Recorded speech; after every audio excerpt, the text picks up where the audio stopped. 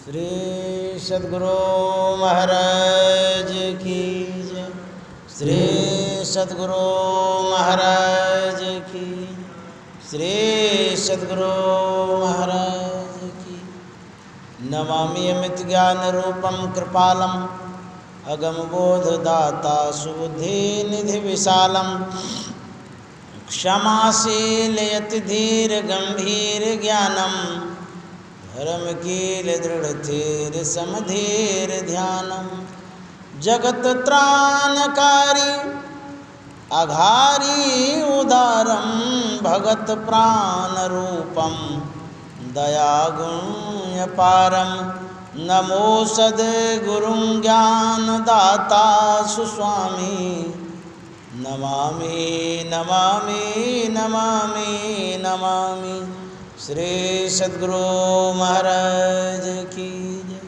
परमाराध्य सद्गुरु महाराज गुरुदेव महर्षि संत सेवी परमहंस जी महाराज संतमत के वर्तमान आचार्य पूज्यपाद महर्षि हरिनंदन परमहंस जी महाराज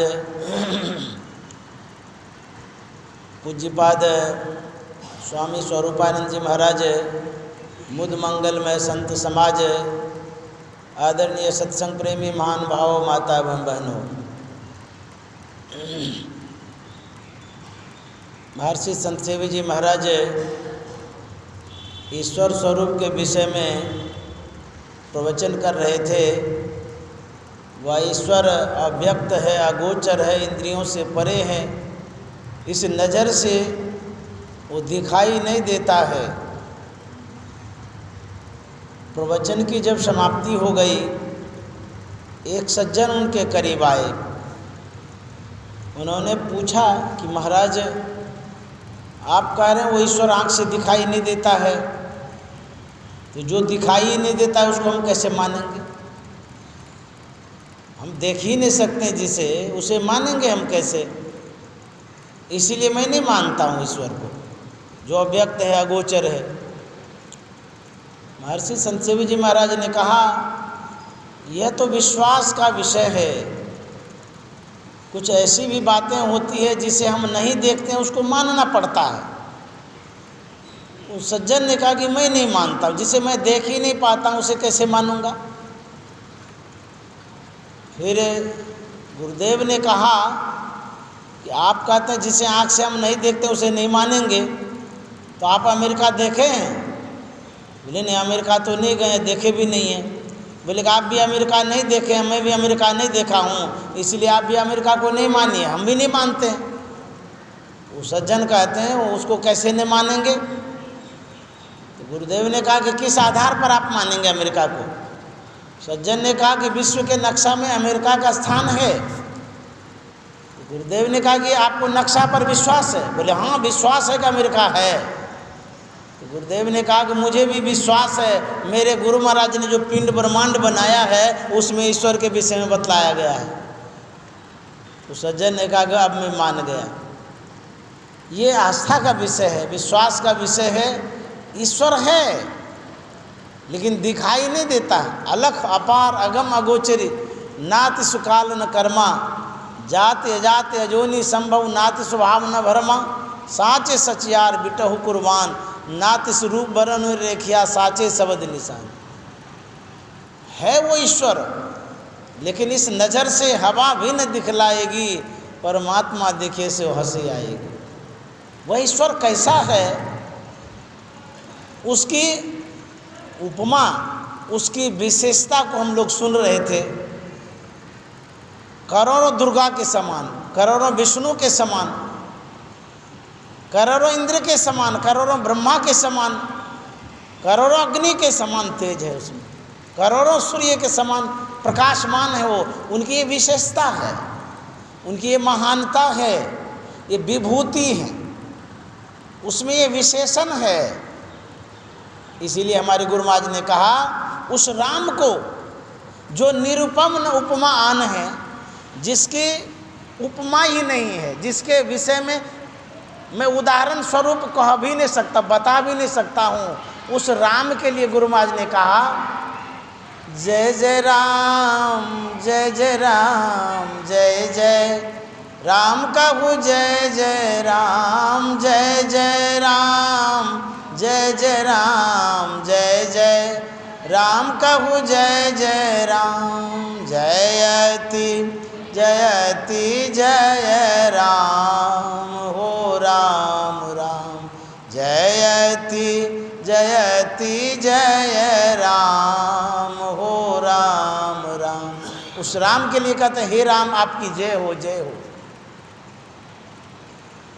और क्या कहते हैं, सब में व्यापक सब ते न्यारा, सब में व्यापक सब ते न्यारा, सब घट एक ही राम हो राम राम, सब घट एक ही राम हो राम राम। वह राम सब में व्यापक है, सिर्फ व्यापक ही नहीं है, सबते न्यारा, सबसे अलग भी है। सब घट एक ही राम राम। जब बाबरी मस्जिद का विवाद छिड़ा हुआ था, उस समय हिंदुस्तान पेपर के एक संपादक कुप्पा घाट आए थे, महर्षि संत सेवी परमानंद जी महाराज के करीब। उन्होंने गुरुदेव से पूछा कि अभी जो विवाद छिड़ा हुआ है राम मंदिर बनने के विषय में, इस विषय में आपका क्या कहना है? उसको तो मैटर चाहिए छापने के लिए। गुरुदेव ने कहा कि संपादक जी मैं भी कुछ पूछना चाहता हूँ, उसका उत्तर दे दीजिए तो उसके बाद मैं आपका उत्तर दूंगा। संपादक ने कहा कि पूछिए। गुरुदेव ने कहा आप किस राम के विषय में कहते हैं? जैसे ही गुरुदेव के मुंह से सुना कि किस राम के विषय में कहते हैं, संपादक जी अकचका गए, आश्चर्यचकित हो गए कि ये हिंदू धर्म के महात्मा हैं, इतने बड़े महान हैं, और ये कहते हैं किस राम के विषय में? राम के विषय में इनको पता नहीं है जो मुझसे पूछते हैं।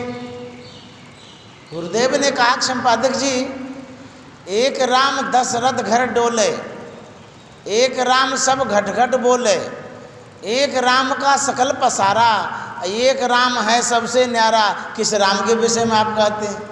ये जो सुनान चार चार राम, संपादक जी स्तब्ध हो गए, चुप हो गए, बोले बाप रे बाप, अभी तक तो हम लोग एक ही राम के विषय में जान रहे थे, यहाँ तो चार चार राम से भेंट करा दिए। एक राम 10 रथ घर डोले, जिस राम का अवतार हुआ था सगुण साकार रूप में, उस शरीर जो धारण किए थे उसका विनाश हो गया। जो राम सब घट घट बोले, जो सब घट में है वो तो घट ही उसका घर है, उसके लिए घर बनाने की कोई आवश्यकता ही नहीं है। एक राम है सबसे न्यारा, एक राम का सकल पसारा। एक राम ऐसे हैं जिन्होंने पूरे संसार को बना दिया, पूरी सृष्टि बना दी। जो पूरे सृष्टि बना सकते हैं उसमें इतनी क्षमता है, हम उसके लिए छोटा सा क्या घर बनाएंगे? एक राम है सबसे न्यारा, जो सबसे न्यारा है, अलग हैं, जिसको हम देख ही नहीं पा रहे हैं, उसके लिए घर कहाँ बनाएंगे? इसलिए कहते वह जो राम है वह सर्वव्यापक है, सब जगह हैं। सब घट में गोविंद है, संग रहे हरि पास, कस्तूरी मृग में बसे, सुंगत डोले घास। कोई दौरे द्वारिका, कोई काशी जाई, कोई मथुरा को चले, साहब घट ही माही। वह साहब, वह परमात्मा, वह ईश्वर हमारे अंदर में है, लेकिन उस परमात्मा को खोजने के लिए हम कहाँ नहीं जाते हैं? कोई द्वारिका जाते हैं, हरिद्वार जाते हैं, गया जाते हैं, यत्र तत्र भटकते रहते हैं, लेकिन उस परमात्मा का दर्शन नहीं होता। साहब साहब क्या करें, साहब तेरे पास, साहब तेरे पास याद कर होवे हाजिर, अंदर धस के देख मिलेगा साहिब नादिर। मान मनी हो फना नूर तब नज़र में आवे, बुरका डारे टारी खुदा वा खुद दिखरावे। ला मकान में रब को पावे पलटू दास, साहब साहब क्या करे साहब तेरे पास। कहते वह साहब परमात्मा तो तुम्हारे अंदर में है, पास में है, लेकिन तुम खोजने के लिए कहाँ कहाँ जाते हो। गोस्वामी तुलसीदास जी महाराज जब ईश्वर की खोज में थे, यत्र तत्र भटक रहे थे, मंदिर में जाते थे, तीर्थों में जाते थे, धामों में जाते थे, लेकिन उस ईश्वर का दर्शन कहीं नहीं मिला। तब वो संत सद्गुरु के शरण में गए, उनसे सत शिक्षा लिए, साधना किए, उसको अपने अंदर में वो प्राप्त हुए जिनकी उनकी खोज थी। तब उन्होंने अपने अनुभव में लिखा, अनुभूतियों में लिखा। विनय पत्रिका के माध्यम से वो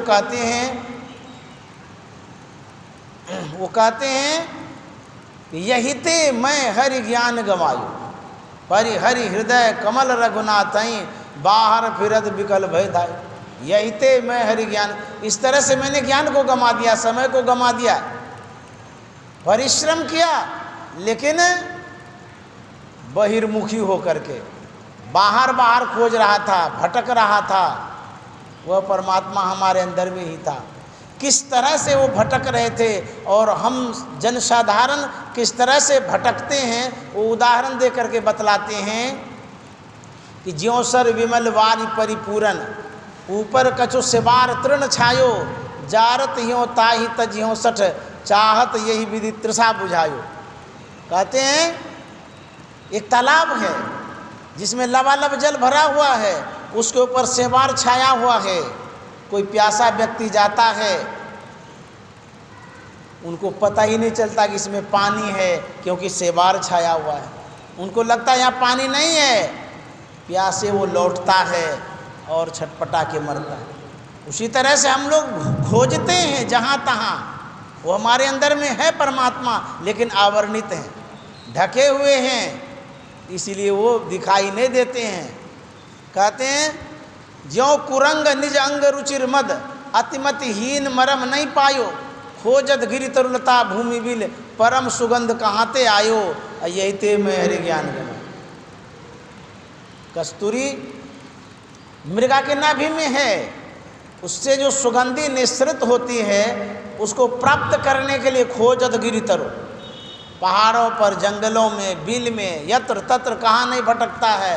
यदि वो नाभि में खोजे तो वहीं तो सुगंधी निकल रही है, लेकिन नहीं, अनभिज्ञता के कारण, मूढ़ता के कारण वो जहाँ तहाँ खोजता है। कहते हैं व्यापित त्रिविध ताप तन दारुण, तापर दुसह दरिद्र सतायो, अपने धाम नाम सुर तर तुझी, विषय बबुर बागुर लायो, यही ते मैं हरि ज्ञान गवायु। कहते एक तो दैहिक दैविक भौतिक इन त्रैतापों से हम संतप्त हो रहे हैं, दुखी हो रहे हैं। इस दुख से मुक्ति के लिए, छूटने के लिए, निवारण के लिए कहाँ जाते हैं? कहते हैं अपने अंदर में नाम रूपी कल्प वृक्ष है, वहाँ नहीं जा कर के विषय रूपी बबुल गाछ के पास जाते हैं। जहाँ कांटा ही कांटा है, वहाँ दुख दूर क्या होगा, वहाँ दुख भरपूर होगा। कहते अपने अंदर में ही नाम रूप कल्प वृक्ष है, वहाँ जा कर के खोजो। हमारे गुरु महाराज ने बड़ा अच्छा सुझाया है, निज तन में खोजो सजन, बाहर न खोजना, अपने ही घट में हरि हैं, अपने में खोजना, निज तन में खोजो सजन। बहुत से संतों की वाणियों में हम ईश्वर स्वरूप के विषय में पढ़ते हैं, खोजने के विषय में। गुरु महाराज की वाणी को जब पढ़ते हैं तो पता चलता है गुरु महाराज जिस विषय को प्रस्तुत किए हैं उसको संपूर्ण तरह से संपादित भी कर दिए हैं। जैसे गुरु नानक साहब के वचन में पढ़ते हैं काहे रे बन खोजन जाई, सरब निवासी सदा अलेपा तोहे संग समाई। संपूर्ण पद्यों को जब पढ़ेंगे तो उसमें यह जरूर लिखा गया है कि ईश्वर कैसे हैं, लेकिन इन पद्यों में यह नहीं बताया गया कि उसको खोजेंगे कैसे, उपलब्धि कैसे होगी, क्या क्या प्राप्त होगा। गुरु महाराज ने पूरा स्पष्ट लिख दिया है कैसे खोजेंगे। पहले तो बोले कि अपने अंदर में खोजिए, तो खोजेंगे कैसे? दो नैन नजर जोर के एक नौक बना के, एक नौक बना के, अंतर में देख सुन सुन, अंतर में खोजना, निज तन में खोजो सज्जन, बाहर न खोजना, अपने ही घट में हरि हैं, अपने में खोजना। पहले गुरु महाराज कहते हैं कि अपने अंदर में खोजो, दूसरे पद में गुरु महाराज कहते हैं कि कैसे खोजो, तरीका बतलाते हैं कैसे खोजेंगे, जबकि ये गुरुगम्य है, फिर भी सांकेतिक रूप में बतला दिए कैसे खोजेंगे। जब खोजेंगे तो उपलब्धि क्या होगी वो भी बतला दिए।